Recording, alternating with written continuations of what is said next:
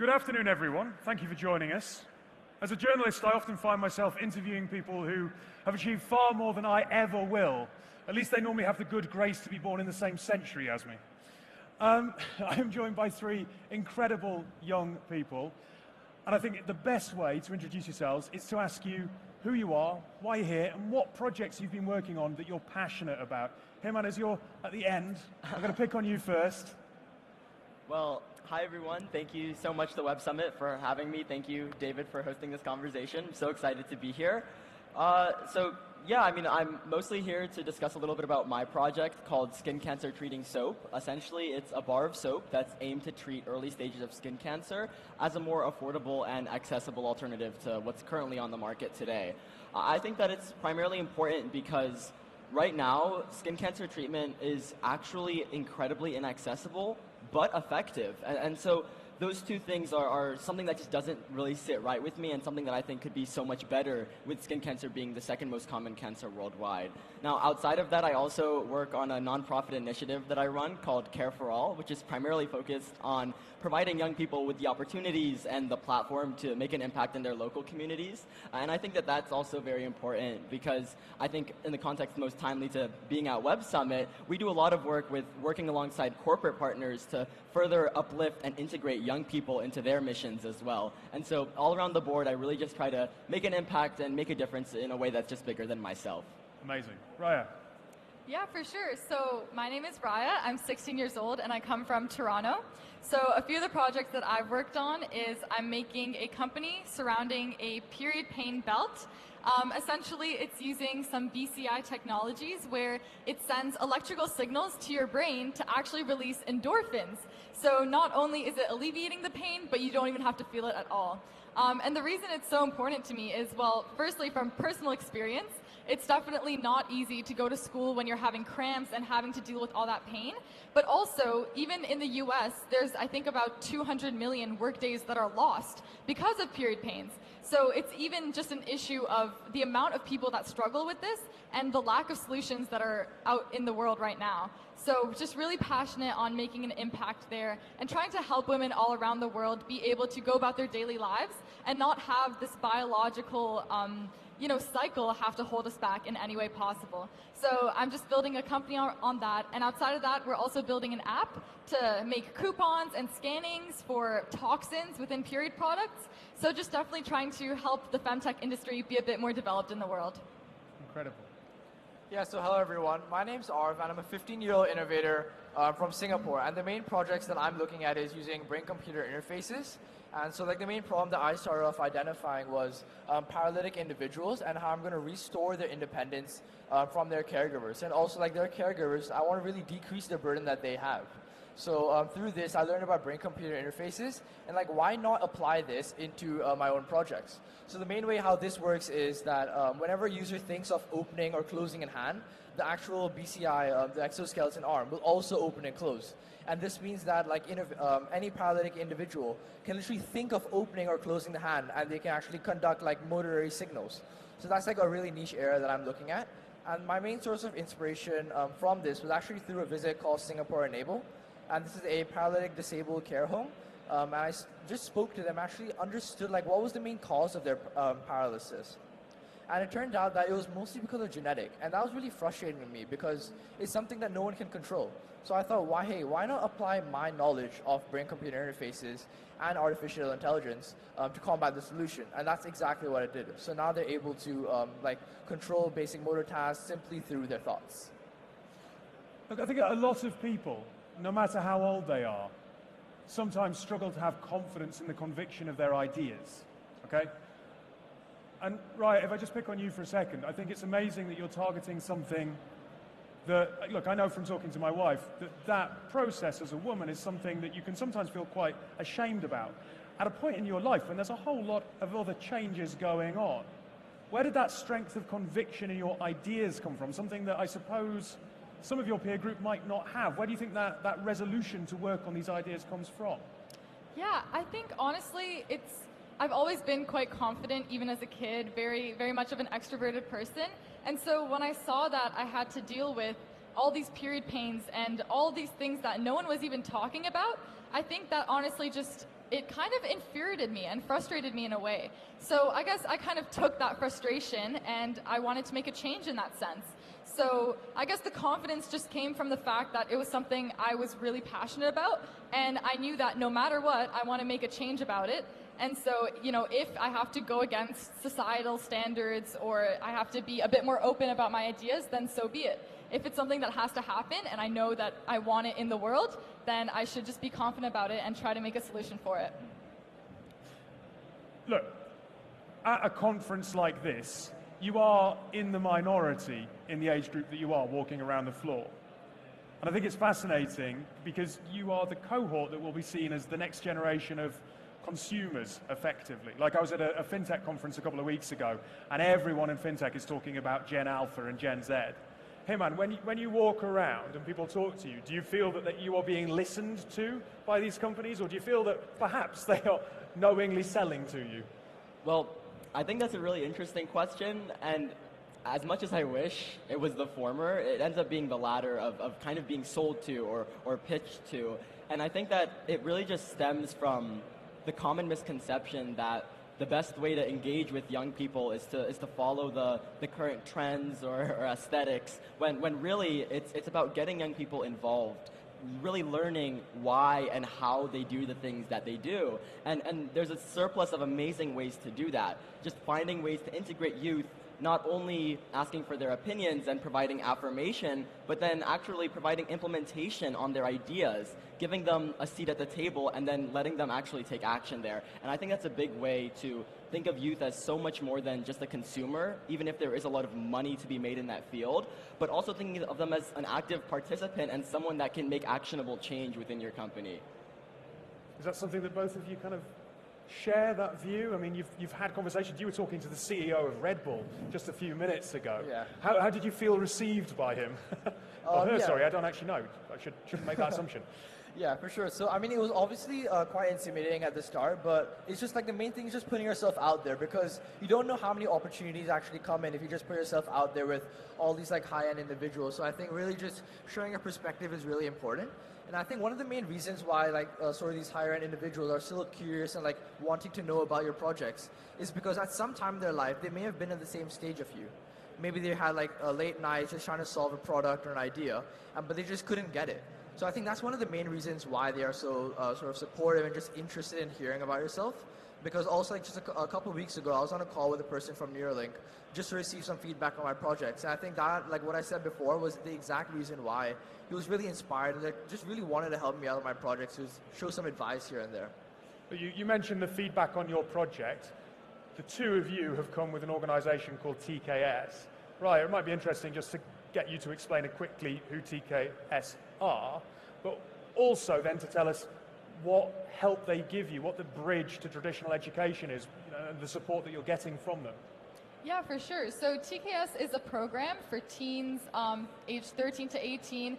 Basically, in the sessions there, they teach you about new technologies, and they give you the opportunity to kind of play around with them and then build your own projects surrounding them. So, for example, I built my project surrounding femtech. Arav here built his projects on BCI, and it's just a really great opportunity to learn more about what's actually going on.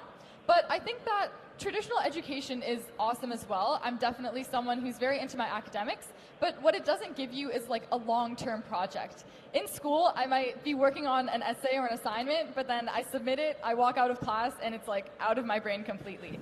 But then in TKS, I actually go back every single week, I work on it outside of sessions, and it's more of this long-term project that you're actually committed to and you feel like a personal connection to.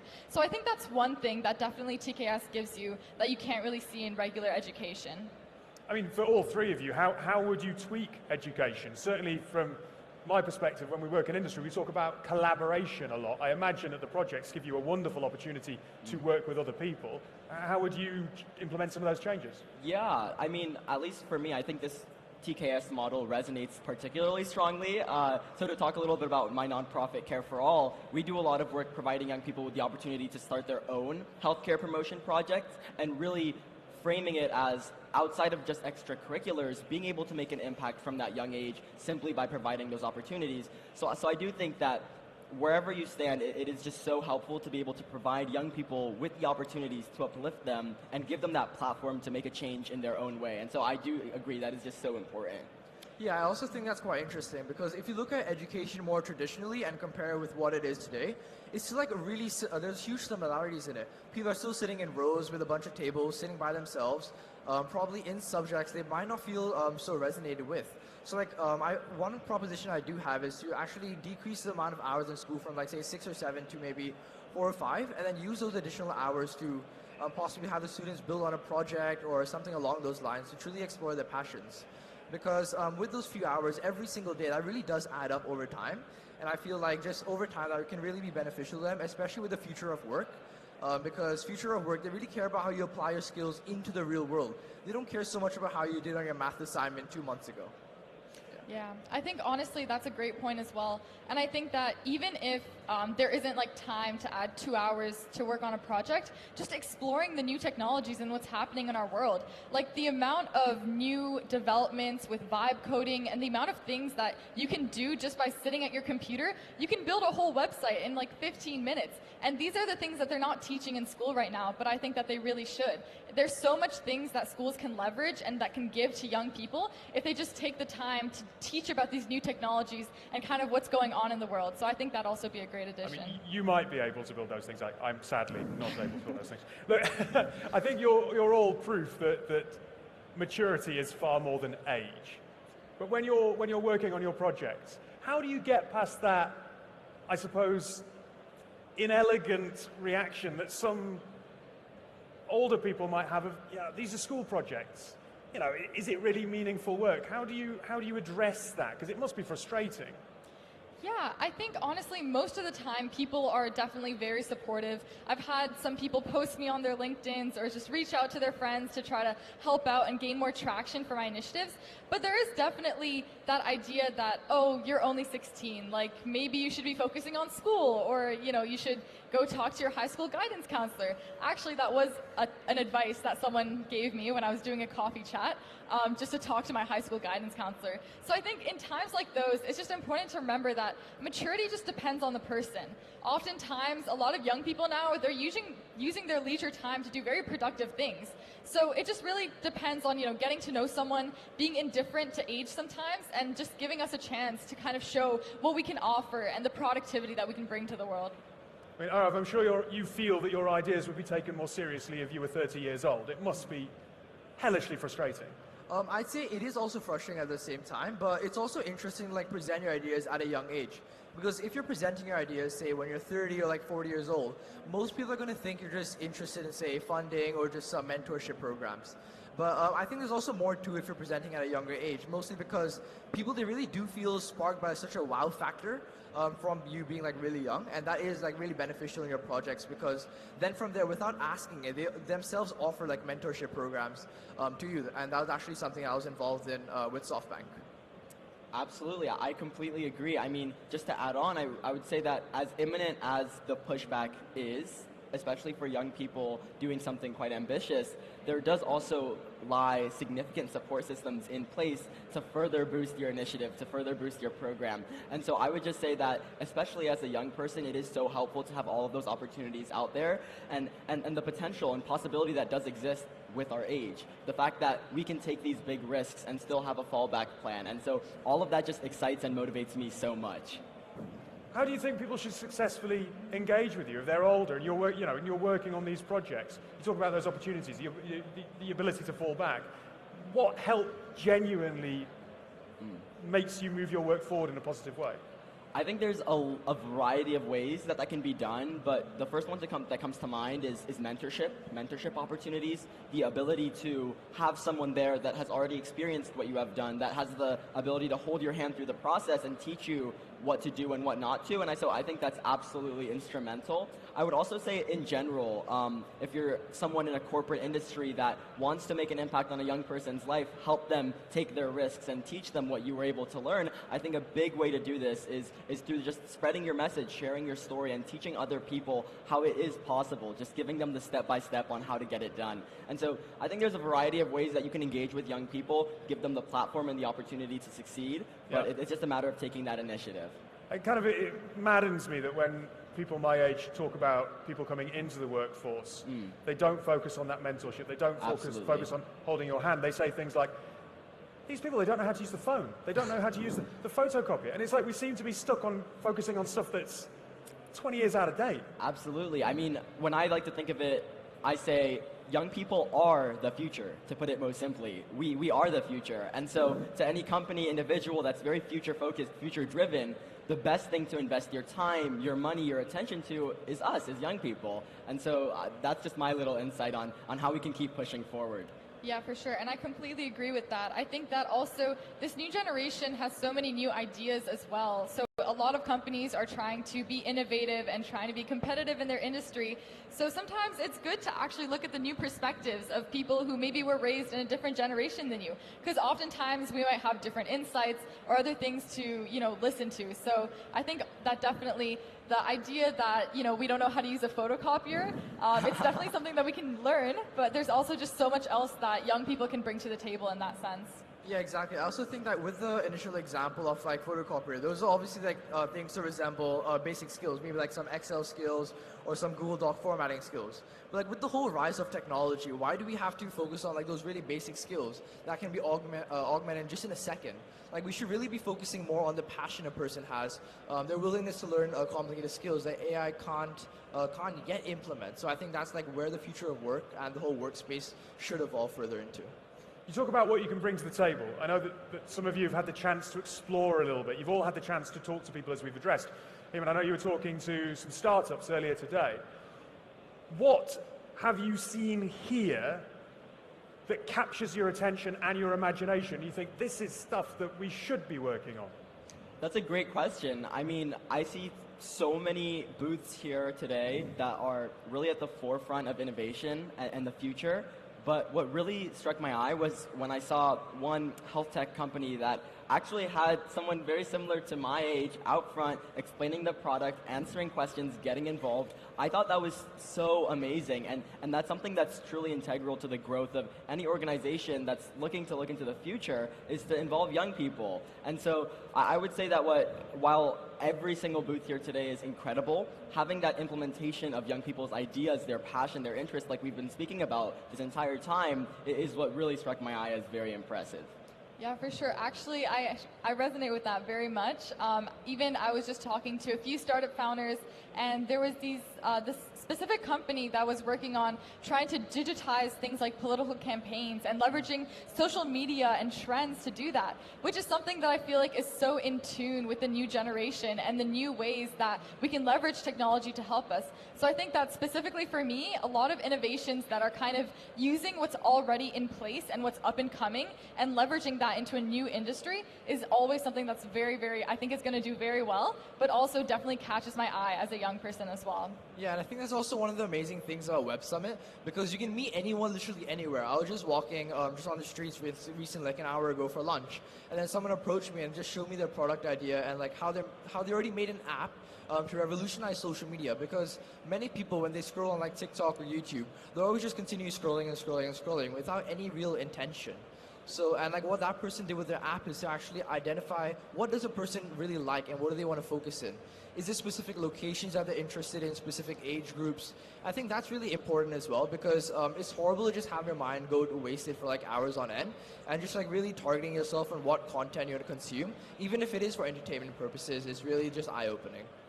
Just out of interest, do you feel empowered to challenge people here? Because there will be a lot of companies that espouse values and ethics that they think will be in tune with your way of thinking, but you might sit there or stand there and look at them and go, don't think you're being necessarily that honest about it. Do you feel that you're in a position where you can push back and go, well, hang on, you say you care about the environment, you say you care about equality, what are you doing to show that? Yeah, for sure. I think that, honestly, as long as you approach it in a very polite and respectful way, I think that giving constructive criticism is incredibly helpful to whoever owns a startup. Like with my startup, Oviva, when people tell me like, oh, but are women actually going to wear this? I take back, I think for a second, and I try to make it better. So even with that like digital influence company that I was talking about, when I first heard about it, I asked him, I was like, okay, But what's going to stop me or the young person from thinking that this is just a social media influencer and not a legit politician or not that formal aspect to it? And honestly, they're very receptive to feedback, at least. Most people here, I think, they do care about what the public thinks about their company. And so as long as you have the confidence and the respect, of course, to bring up these new topics on what we think or what the issues might be, I think it's just mutually beneficial to everyone who's kind of in that discussion and trying to get feedback from different age groups. Yeah, I also think that whenever you're like giving feedback on a project, or whenever like you're asking a question to someone, they too are also learning about something. Because if I just bring a new idea to the table and they think it's actually quite interesting, they're going to want to implement that within their business as well. Because maybe a potential investor, when they do pitch their idea out, ask a similar question. So it is beneficial to both them and me, because I do gain a lot more knowledge like about their whole startup, about their whole project. So yeah. We talk about in tech. We talk about allyship for minority groups, for women in tech, for people from minority communities. In this space, you are the minority. So if you've talked a little bit about mentorship, but if you were thinking about allyship of people who are here at the conference this week when they're talking to you, what can they do to help your generation, to help push some of these ideas forward? What advice would you be looking for from them? Yeah, I think that honestly, being indifferent is empowerment. We've talked about this for a variety of different, I guess, working about differences between people and trying to overcome that. And I think with age, it's the exact same thing. Just being indifferent to the fact that, okay, maybe I'm still in high school, but still sitting there, hearing my ideas, giving feedback, and not letting, I guess, that wow factor really get to you. I think a lot of us really do just want to be treated like the average person. And so the advice I have for the people who are within this conference is to really just, treat everyone like they are, pitching an idea to you, give us advice, be critical, feel free to. But yeah, just make sure that you don't let anything kind of be shielding you from interacting normally. Yeah, we've got a minute left, so I'm going to jump in. I want to ask each of you this quickly to wrap up. We often talk about you can't be what you can't see. You're walking around, but the people that you see, where do you hope that you will be in 10 years' time as a consequence of the conversations you're having? I actually wish to be in one of those booths as well, just to be pitching my idea, just like presenting, getting myself out there. Yeah. Because it truly is an amazing session, because you can meet so many new people, share ideas to so many different startups and organizations. And there's always like this huge factor of mutualism where you can learn something and they too can. And also Web Summit is just really good at this, getting the word out there of your companies. Yeah, for me, I hope to also obviously be a startup here with Oviva, getting the belt out into women all across the world, but also hoping to do something regarding investing and helping other people try to bring new things into the world as well in 10 years. I think my primary focus is going to be on just being a socially beneficial researcher, continuing to do work with skin cancer, with other forms of cancer, just doing more work that can hopefully better the future of humanity. Look, thank you for your time. Please show your appreciation to these three amazing young people.